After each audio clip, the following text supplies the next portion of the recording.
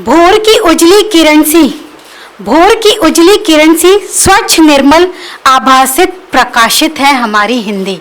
भोर की उजली किरण सी स्वच्छ निर्मल आभासित प्रकाशित है हमारी हिंदी। हर भारतीय से जुड़ी है यह, हर भारतीय से जुड़ी है यह, चाहे हो कोई भी गुजराती, पंजाबी या सिंधी।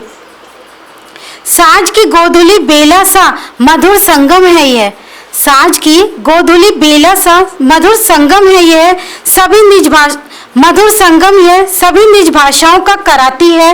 ऊंच नीच जाति पाति का कोई भेद नहीं, सबके बीच यह सौहार्द बढ़ाती है। विविधता में एकता की इस बगिया को, विविधता में एकता की इस बगिया को अपने इंद्रधनुषी रंगों से सजाती है। परिवार कोई भी हो, किसी भी भाषा का, हिंदी सबको प्रेम से अपनाती है, हिंदी सबको प्रेम से अपनाती है। रिश्तों की है आपस में जोड़ती पिरोती, रिश्तों की है आपस में जोड़ती पिरोती अटूट मजबूत प्रगाढ़ डोर है। सानी नहीं कोई हमारी इस मातृभाषा का, आत्म अभिव्यक्ति इसकी बेजोड़ है, आत्म अभिव्यक्ति इसकी बेजोड़ है।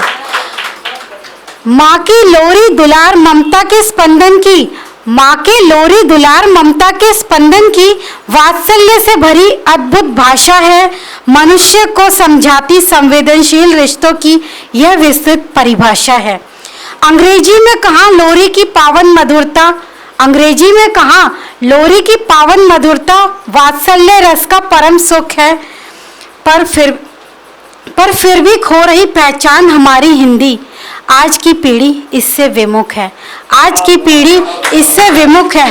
विलायती भाषा में कहा नाना नानी और दादा दादी के संस्कार प्यार है, विलायती भाषा में कहा नाना नानी दादा दादी के संस्कार और प्यार हैं।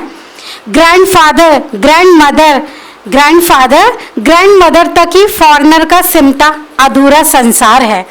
मामा मौसी के रिश्तों से आती सुगंध, मामा मौसी के रिश्तों से आती सुगंध का वहाँ सर्वत्व अभाव है।